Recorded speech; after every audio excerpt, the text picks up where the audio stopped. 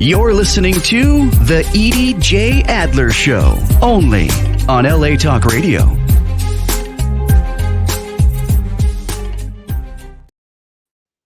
Shalom, amigos. I am EJ Adler. We're doing things a little bit different this time because we're doing it from home. And so you're going to hear all kinds of noises. You're going to hear the clock. Hi, Lola. You're going to hear my birds, possibly my dogs and my cats, and somebody might show up, one of the many pets that I have rescued with my husband. Anyway, I want to talk to you about rescuing pets, as usual. Dogs, cats, birds, fish. Now I have 2 fish. They were going to just send them down the toilet, and I thought, no, that's not a good idea. Not on my watch. So I have a couple of goldfish, too. And as usual, this show is open to everyone. Every opinion is welcome, as long as we keep it civil, no name calling, no insults. Because if that's what you're looking for, then this is not the show for you. So the shelters are at maximum capacity. And my husband and I have rescued throughout the years many dogs, many cats, birds, a couple of turtles. And I'm going to show you a picture of 2 of my dogs that was taken earlier today. That's a very vicious pit bull, as you can see. Pit bulls get a very bad rap, and it's not the breed, it's the owner behind the dog that is to blame for their bad behavior. So give them a chance. That's Maya, and she's the sweetest, sweetest, sweetest. Bear with me, please. With the weather in Southern California, my allergies are at maximum. And this is Lola. She keeps introducing herself, saying, hi, Lola. You can see that she's missing some feathers. She was at the bird rescue for 17 years. People seem to not want a bird that is not perfect. I don't really care, as long as they're an animal, fine. And why do they pluck their feathers? Why do people bite their fingernails? Same reason, anxiety. You would be plucking your feathers too if you were at the shelter for 17 years. But now she's with us. She has stopped plucking, and the feathers are growing. And that's why she's here, to encourage you to give an animal that nobody else wants a chance. That said, welcome to the EJ Adler Show. I forgot to welcome you. I am EJ Adler, and I want to welcome a very special guest, Brianna Ziegler. She is director of Leeza's Care Connection in Burbank, California, and she's a beautiful person, beautiful woman. I also want to remind everybody that I am a strong supporter of Israel. I don't speak for my guests, I'm speaking for myself. I support Israel. If you hate Israel, change the channel. I don't want you following me or whatever, I support Israel. And so Brianna, thank you so much for joining us. You guys are doing amazing work. And I will tell a little bit about my personal experience with Leeza's Care Connection. But please, before I do that, please, why don't you tell our listeners a little bit about yourself? First of all, I want to say hi, Edie. Hi, Lola. Great to be here. So excited for this. Thank you for having me.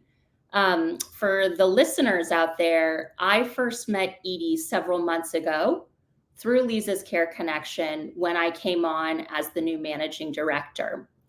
And at Leeza's Care Connection, we're a nonprofit that cares for caregivers. What we mean by that is families who are struggling with a dementia diagnosis, they may be navigating Alzheimer's, we're there to lend a helping hand and support them along the way. So Edie was one of our most valued members. She was a caregiver herself. I'll let you get into your story. But what's really nice is that Edie came back into our orbit, now as a volunteer for Leeza's Care Connection, and we appreciate that very much. Thank you, Bree. And thank you for working for Lisa's Care Connection and for doing what you do, because you have to want to help to do this kind of work. It's not for everybody. It's difficult work, and you do an amazing job. And the way that I came to Lisa, uh, back then it was the office was located in Sherman Oaks, not too far from where I live in California. And I was caring for my parents. Both of them lost their battle against Alzheimer's, unfortunately. Hi, Lola. And I thought I was educated. I thought I had read all the books. I thought I knew what I was getting myself into when I decided to bring my parents into my home once they couldn't care for themselves anymore. And I really wasn't ready. I wasn't ready. It was overwhelming. Mhm. And caring for both of them. And first of all, I adored my father, and I was the apple of his eye, and my mother too. And so watching them deteriorate before my very eyes was very, very difficult. And also sometimes having to deal with the aggressive behaviors that come with this thing. I remember one particular day, I was having kind of a nervous breakdown. I was crying. I didn't know what I was doing. I didn't know where to turn. And a friend of mine, Margie Morenos, thank you, Margie, sent me a few phone numbers to call.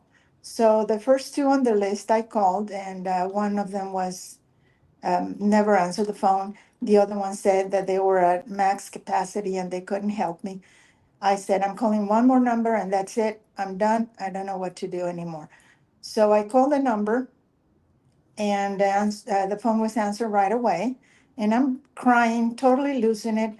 I couldn't even speak. And I hear on the other end of the line, hi, this is Lisa. How can I help you? Please come down, come down. I was lucky and blessed that that particular day, Lisa was there and she happened to answer the phone. Mhm. And she was so caring and so loving and so compassionate. And she said, come down, take a deep breath. We're here for you. You are not alone. And let me take down your information, and I'm going to have somebody call you and arrange for you to come and see what we can do for you, what resources we can provide you. So that's how I came into contact with Lisa's Care Connection. And I've blessed to have Lisa's friendship now for many years. I attended the support groups for caregivers. After I lost my parents, my beloved parents, I attended the grief support group. And I became part of the family. And I will be forever grateful. Something I learned from my dad, that you have to show your gratitude. He always used to say, if you're not grateful, you can't be happy. You have to be grateful. Even if you're having a bad day, be grateful that you're having a day. Mhm. So with that in mind, I made a promise that I would always do anything I could to help people dealing with the same things that I was dealing with, and to support Lisa in whatever she did. She has my unconditional gratitude, support, and love for as long as God lets me. And you're part of my family now, Bree, because you are the director. You're doing an amazing job, and you're the professional. So I'm gonna let you tell people exactly what it is that Lisa's Care Connection does. Sure, I'm very excited to talk about that. But before I do, I would be remiss if I didn't give you praise for walking the talk. When Edie says that she wants to do everything in her power to give back, she means it. She was the first volunteer to raise her hand and say, I want to help out at our big gala that we just had. We put together an inaugural cohort of peer to peer mentors. Edie was one of the first people to sign up for that. And if there's ever a message to spread or a hand that we need, you bet Edie's one of the first people to say, I'm here. How can I help? So Thank you. I want to take a minute to say thank you for that. Thank you. As Edie mentioned, Leeza, the namesake of Leeza's Care Connection, for those of you who don't know, was founded by Leeza Gibbons, and she is the TV journalist and personality. Leeza ended up becoming a caregiver for her mother, who had Alzheimer's, both her mother and her mother's mother. And she felt firsthand it was so overwhelming to navigate this. What do you do with the diagnosis? How do you make sure your loved one is safe? How are you taking care of yourself to make sure that you're sustaining your health to be there for the long term? So she made a promise to her family, and she also made that promise to herself. And to this day, she is fulfilling that promise through Leeza's Care Connection. I am so proud to be working for Leeza's Care Connection. Nearly a dozen years ago, when I was a social worker on the neuropsych unit at UCLA Hospital, whenever families were getting a dementia diagnosis and were discharging back to the community or to a facility, I'd always give them resources. And at the top of the list was Leeza's Care Connection. It was called Leeza's Place back then. And I knew that one day, after I got my clinical hours and I sat for my board, I wanted to work for them. So it really is a dream come true to be working for this organization that I've been referring to for over a decade, not just professionally, but personally, with friends and family in my life who are navigating this as well. And you do, like I said before, I'm not gonna get tired of repeating this. You do an awesome job. You have the empathy that you need for this kind of work. Because I've dealt, especially with my parents, I dealt with care providers, nurses, and most of them were nice people, but some of them were not so nice. And like I said, you're not gonna become a millionaire from this type of work. So you do this because you want to help. So what programs do you offer people at Leeza's Care Connection? I know that it's not just for caregivers. I know that sometimes the patients come and enjoy some of your programs also. Great question. So we offer a host of programs and services. We offer everything from support groups for the caregivers, both virtually and in person. We offer educational and wellness programming. So those are available both virtually and in partnership with the Jocelyn Adult Center located in Burbank. We have a ton of resource referrals. We have a whole wall that's just stacked with brochures for basically any resource that you could need. Do you need someone to come to your home and be an in-home care companion? Do you need legal advice about durable power of attorney? Do you need help with podiatry, finding a family therapist, you name it? So what I love is that somebody could walk through the door. They could also call us, email us, and they may not know what they need or what they're looking for, but we're just there to listen, support, and then get them plugged into the resources that might make their life and their caregiving journey a little bit easier. And you are a great support. You are. And you have more than one office, right? More than one center throughout the nation. Where are some of the other locations? Because this show could go national too. That's great. We serve people all over the country. So through our virtual programming, we're really able to expand our reach. However, we're lucky enough to have 2 physical centers. There's one in Columbia, South Carolina, where Leeza grew up, and then another here in Burbank, California. So Leeza's 2 homes, Los Angeles, her 2 home cities. Recently, we've started with programming in Texas as well. So very exciting to expand our reach there. One of the other things that I want to talk about, there's so much that we do. So I gave you the high level, but if I may, I'd love to get into hugs a little bit and talk about your experience with that, if you're willing. That was going to be my next question. I knew Being one of the first graduate of the HOGS program, why don't you explain to our audience what that is? Hugs is a peer-to-peer mentorship program. Hugs is an acronym for Helping You Grow Strong. And at Leeza's Care Connection, we really value lived experience. So by that, we mean a caregiver is really going to understand what the difficulties are like, how to handle those late night challenges, what are the tips and tricks, right? So we thought we could provide training to help them become effective communicators and mentors so that some of the more experienced caregivers like yourself can help newer caregivers navigate this world. How do people find the connection? If somebody is dealing with a loved one with Alzheimer's diagnosis, how do they find this program? You know, that's actually my favorite question to ask people, among some others. I would say, how did you find out about us? And people have different answers. It really makes me happy that a lot of it is word of mouth. If somebody has a positive experience, they will tell their friend, their neighbor, their coworker, I went through this. Leeza's Care Connection was a great resource. You should go to them too. Some people find us through Google or social media. So there's really a plethora of ways. We're also located within a hospital at Providence St. Joseph Burbank.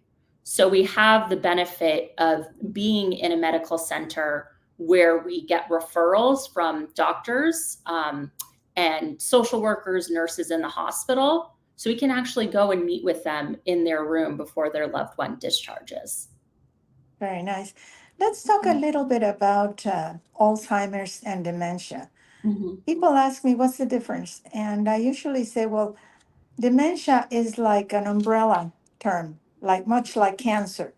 You can have different types of cancer, you can have different types of dementia. So Alzheimer's is a form of dementia. Am I right?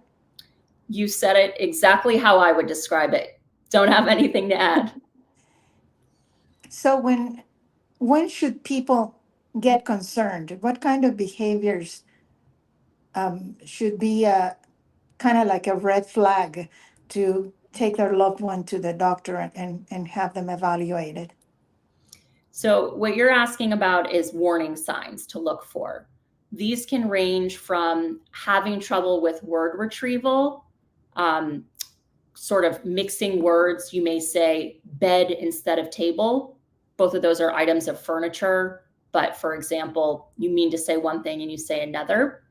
You can get forget when loved one starts forgetting how to participate in simple tasks like using the microwave, how to do laundry, how to shampoo their hair. It could also be that they're getting lost or misplacing things. Sometimes people will, find keys or a wallet in something like a refrigerator, right? Right. So while these are signs that can be alarming, the important thing is it's not a death sentence.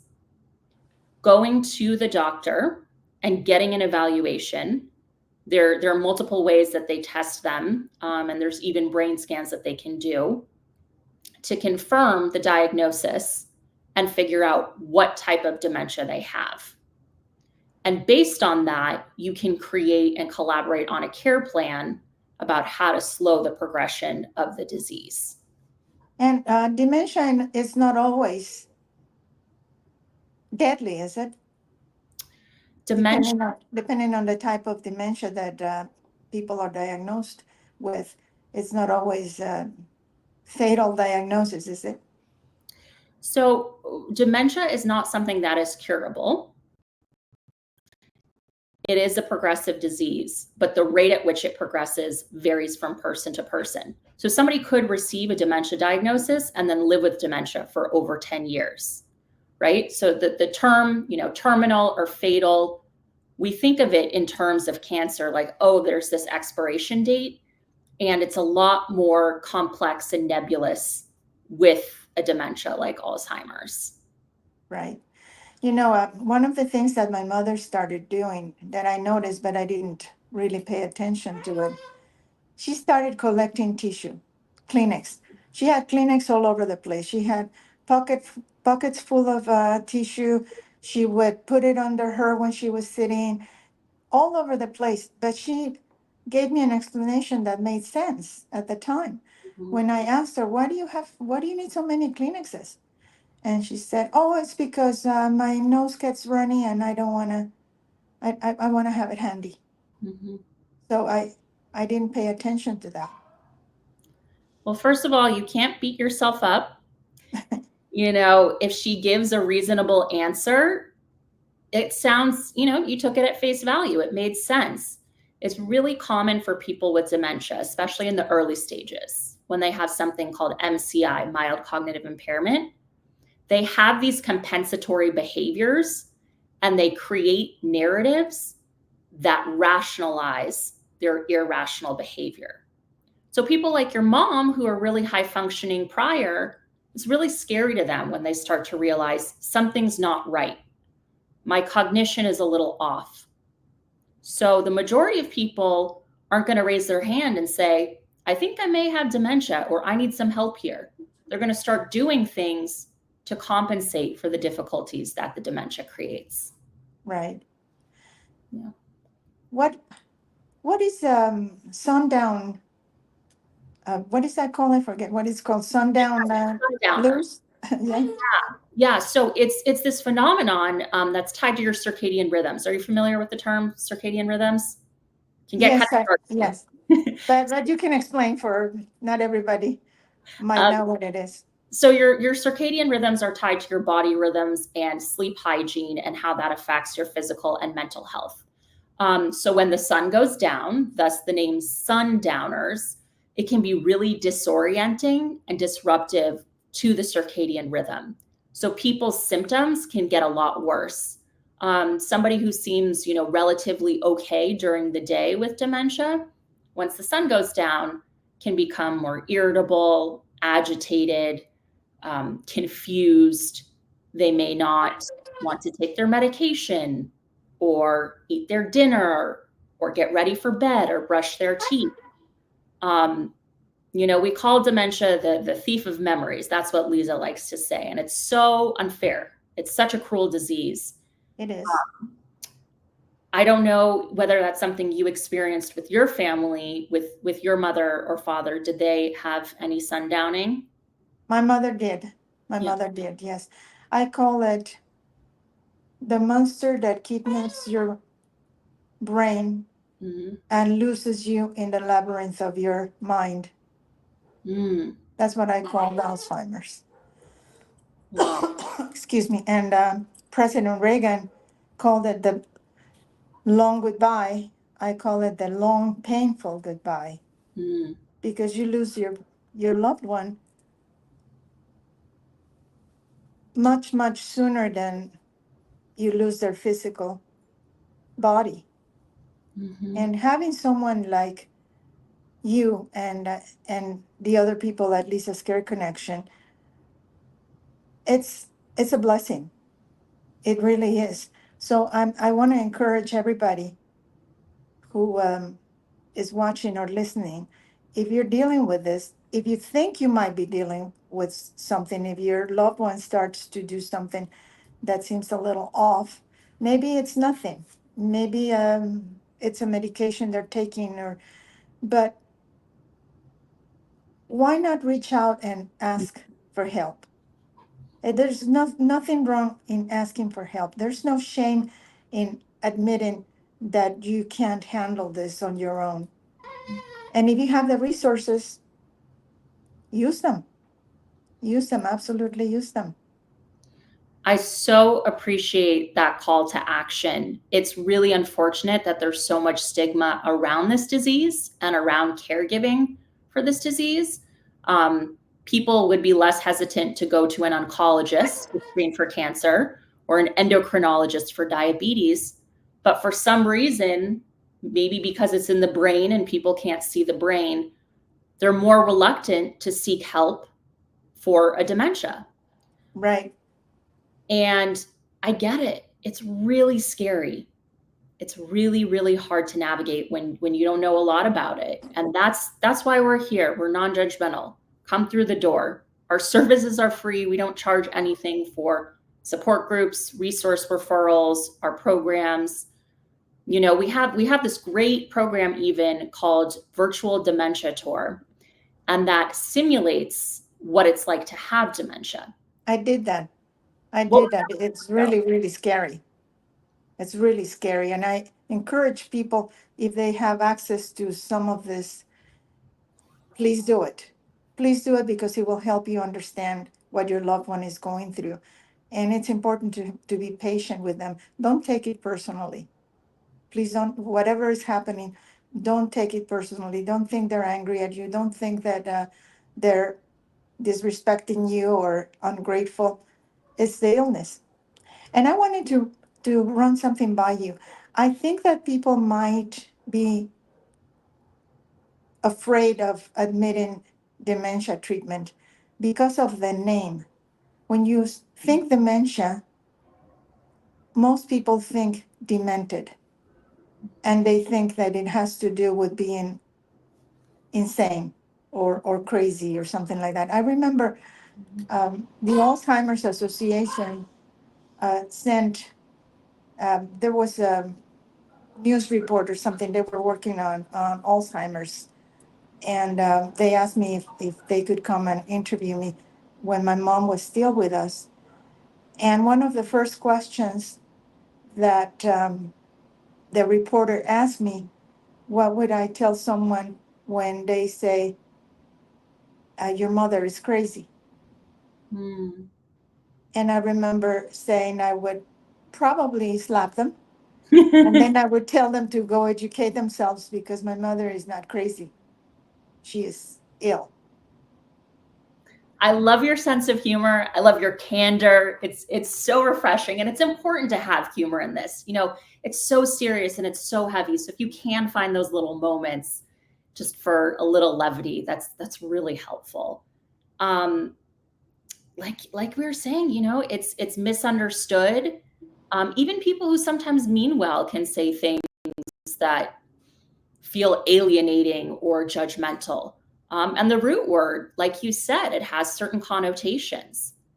But this is no dementia doesn't mean that you're any less intelligent. It doesn't mean that you've done anything wrong. It just means that a process in your brain is occurring. Excuse me. Bless you. Right. Thank you. What, how would you recommend that people deal with a difficult situation when it's happening at the moment? For instance, if their loved one is having one of those moments when they start to get aggressive, and they are by themselves or they don't know what to do, what what would you recommend? How to handle that? That's a really good question, and one of the ones that we receive most frequently, because it's really scary when somebody's getting agitated, right? Right. And what we suggest is redirecting and soothing. So I know it can feel tempting to argue with them or call them out for being agitated, but just like we're asking you to have empathy with yourself, it's important to have empathy with them. Realize they're not trying to be combative on purpose. They're not trying to be physically aggressive on purpose. This is the disease. So doing things like putting on soft, soothing music or music they like that can distract them and reorient them. Making sure that if they're saying something that is not grounded in reality, what we would call a delusion, you're not trying to correct them and say that's not true. There are therapeutic fibs, the clinical term for that. And I'd love to know if you ever did any good therapeutic fibs for your parents. But sometimes just agreeing with people or going along with it, even if it's not based in reality, that's the kindest thing to do. Yeah, my mom went back to her childhood, and she turned into maybe 5-year-old child. And she always loved dolls. She had a doll collection. So I bought her more dolls, and I would give her one of her favorite dolls every day after I dressed her and cleaned her up. And she would ask about her parents a lot. Where's Mm-hmm. my mom? Where's my dad? And I would, yes, I would lie and say, they're in the other room, or they went to the store, or they're sleeping, whatever. What are you going to tell them? They're in heaven? That doesn't help anybody because it would break her heart. And 5 minutes later, she would be asking again. Mm-hmm. I also found that she loved when my cats would get on her lap. And my father, we had a three-legged dog, and he was, and a almost three-legged bird, and he was very attached to those two. So, what do you think about that, using pets, or what if the person taking care of their loved one doesn't have the energy to care for a pet, but it's beneficial to have a pet? What Mm-hmm. what do we do in that situation? Well, I'm biased like you. I'm a huge animal lover. That's one of the reasons we bonded so early on. There's actual research, though. It's not just animal lovers like yourself and me saying pets do you good. They can lower your blood pressure. They can make you feel less lonely. When you're petting, a dog or a cat and an animal, you're releasing a hormone called oxytocin, and that's a bonding hormone. So those things are not just anecdotal, they're scientific, right? Right. You did point out, the other side of it, which is that it is a responsibility to care for a living thing. So if you're fortunate enough to live with a spouse or a child or other people, a sibling, and they're able to care for the pet so that the loved one with dementia can just sort of love on them and not have to worry about Right.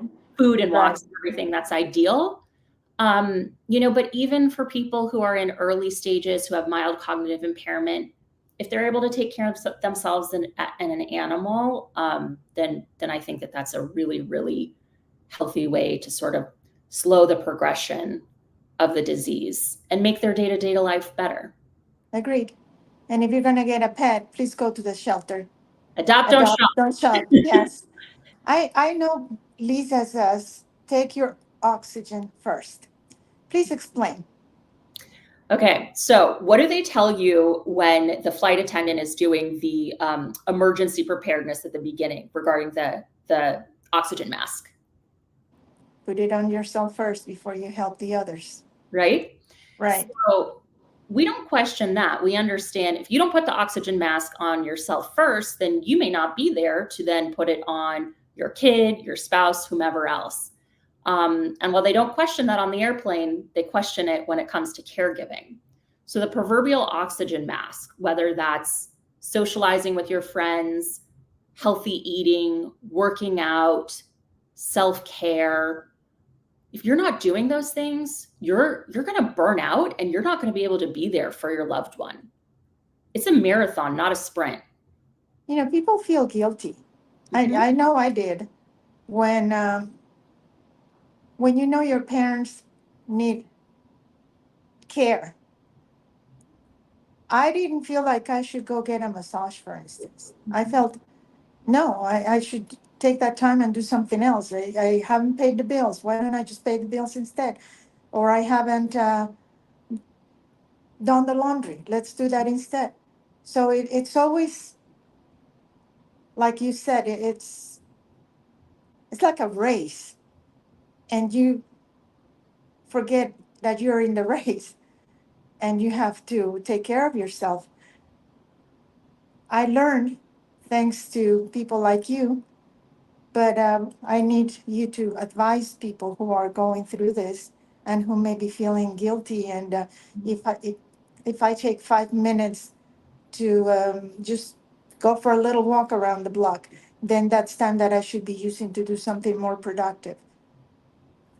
I'm so glad that you're saying this because people understand this intellectually, right? They know it's okay for them to take time for themselves. Doesn't have to mean you're going to a doctor's appointment. You're entitled to getting a pedicure or a massage or seeing a movie. But emotionally, they will not allow themselves those moments of reprieve and respite.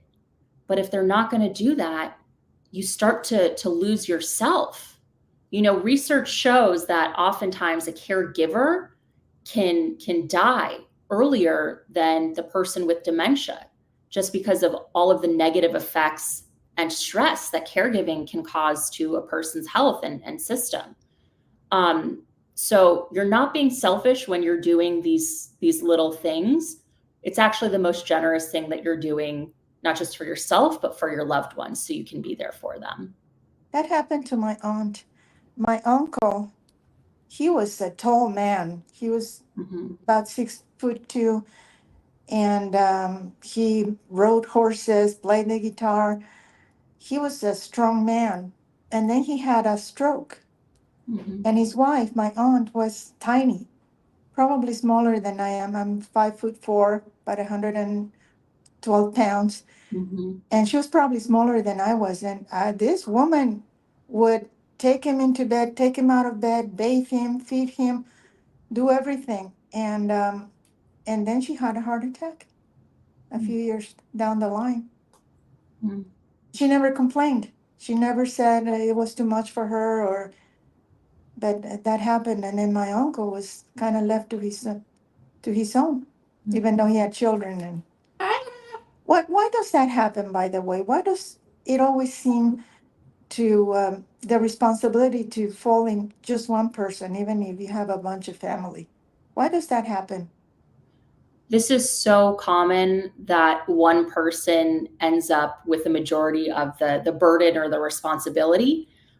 It can be a cause of contention amongst siblings. Maybe you're closer and your physical proximity makes you the de facto caregiver. Women bear a disproportionate burden of caregiving responsibilities just because of the way people are socialized, that the women are the nurturers who will take care. But it's really important to have these conversations with your team, right? Think of it like a group project. It's like, oh, I know I've got Edie on my team. She's going to put together a great paper. I don't have to try that hard. But if you're going to say, yes, I'm capable. Yes, I'm smart. Yes, I'm hardworking.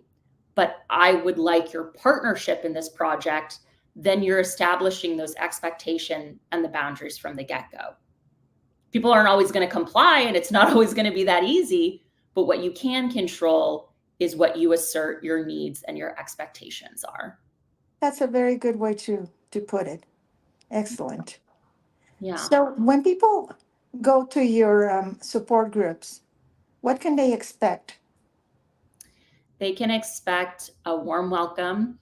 We have couches, we have tea, we've got pillows. It really emulates, just like coming to a best friend's house, when you're having a hard time and you just kick off your shoes and you sit on their couch and you're like,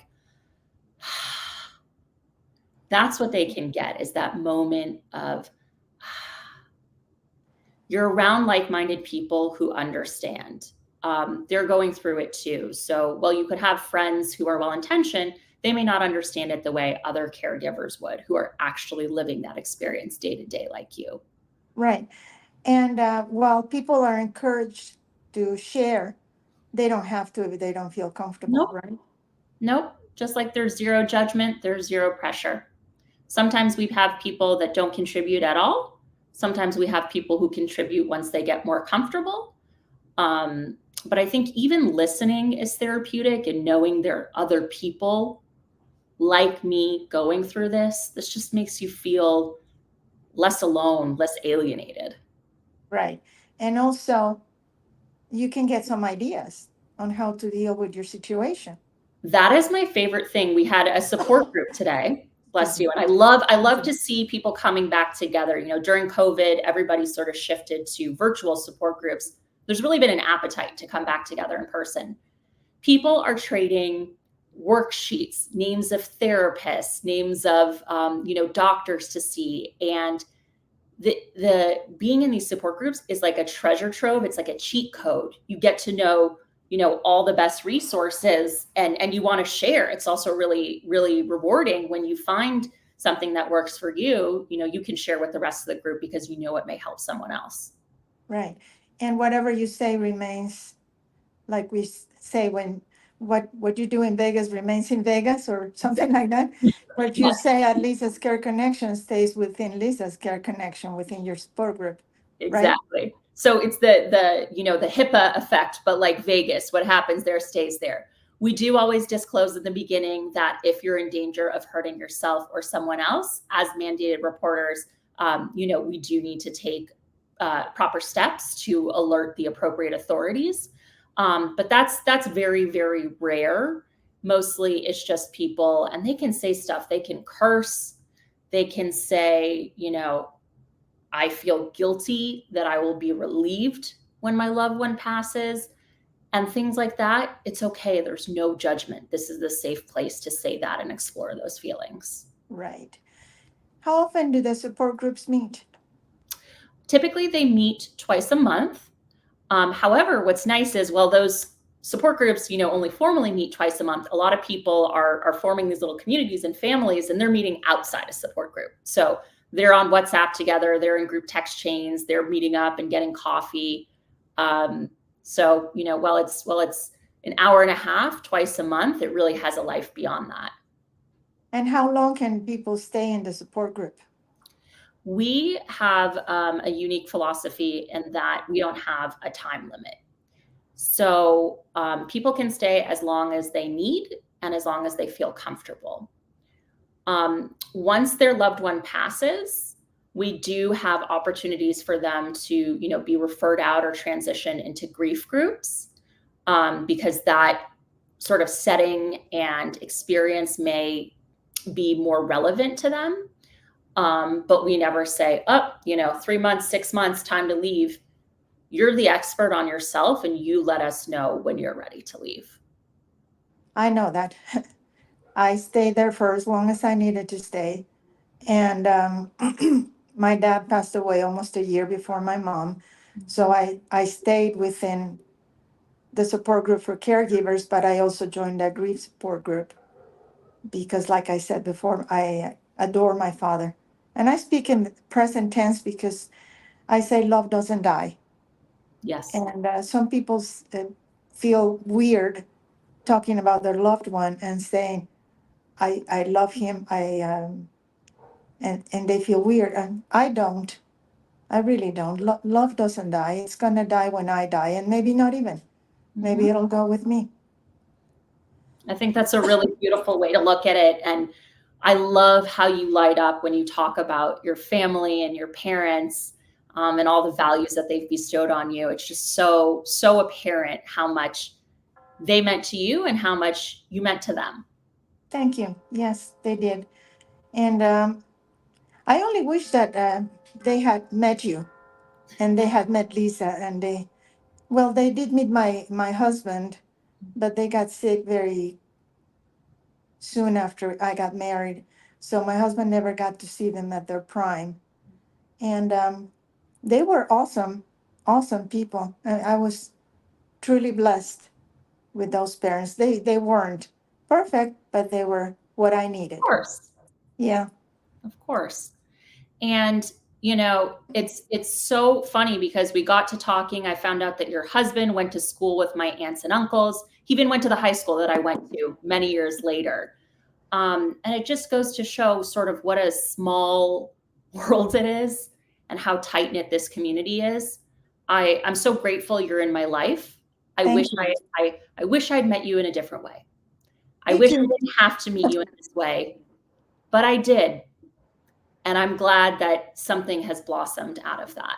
It's one of the silver linings of, because everything comes with a blessing and a curse. And I don't even know if it was a curse that my parents got this. I will never know. Certainly not a blessing. And then again, maybe it was, because it got me aware of this disease. It got me to take action in my own little way. I'm not a doctor, so I cannot contribute scientifically, but at least I can contribute with my experience and try to help other people who are dealing with similar situations. Do you have any of this in your own family, may I ask? I do. Out of respect to them, I'm not going to identify who they are. Of course.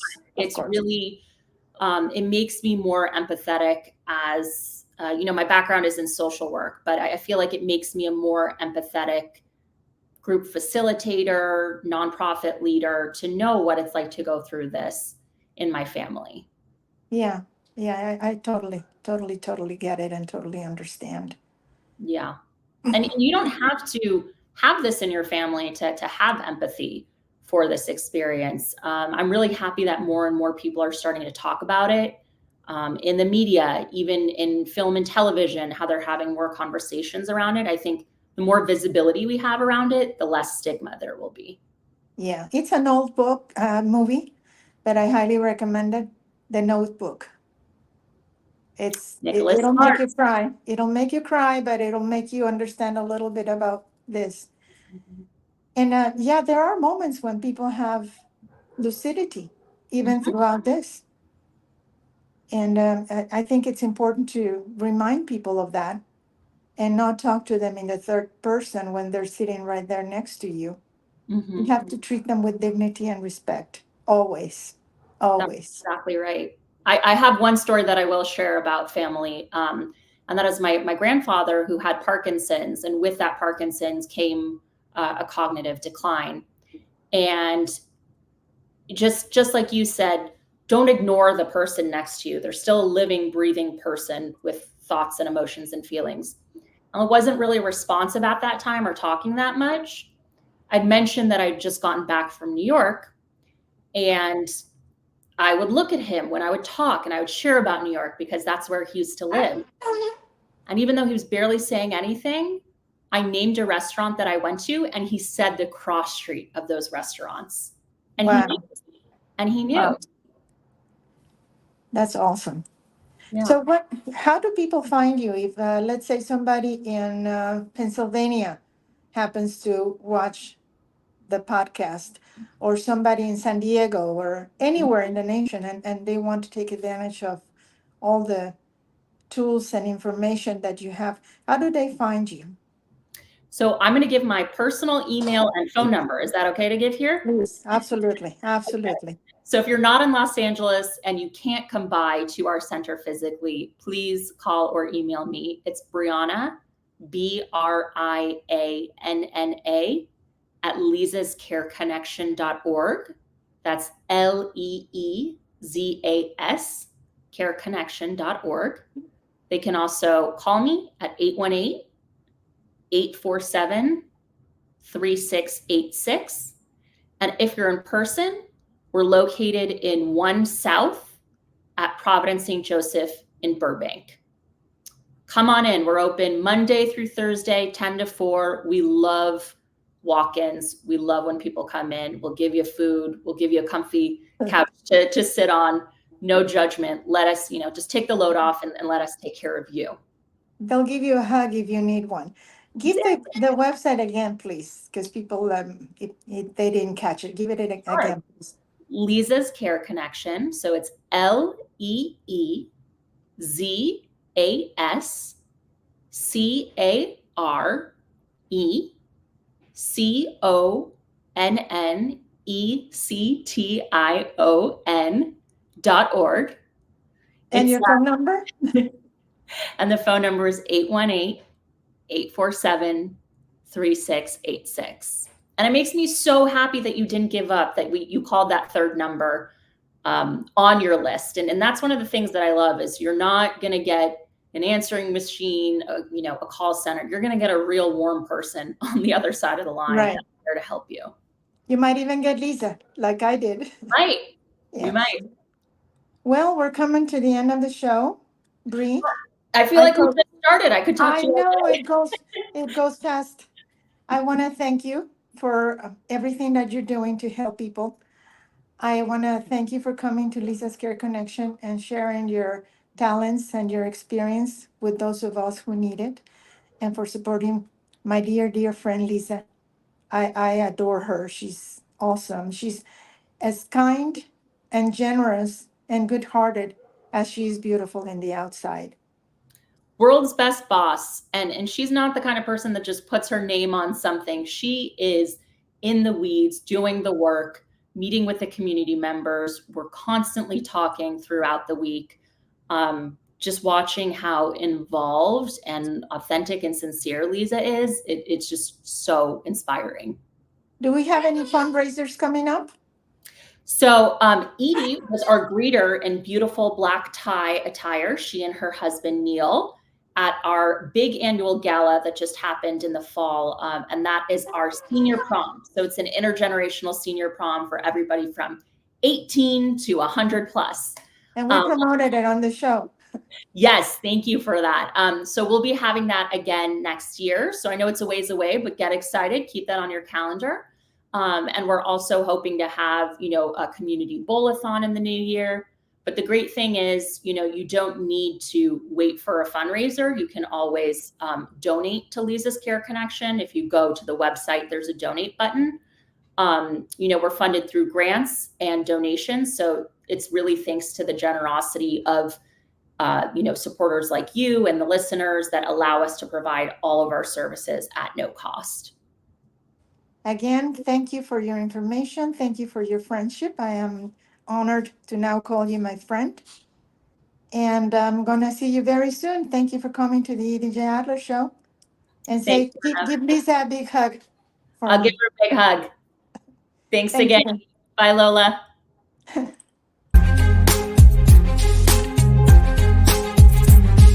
You're listening to The EJ Adler Show, only on LA Talk Radio.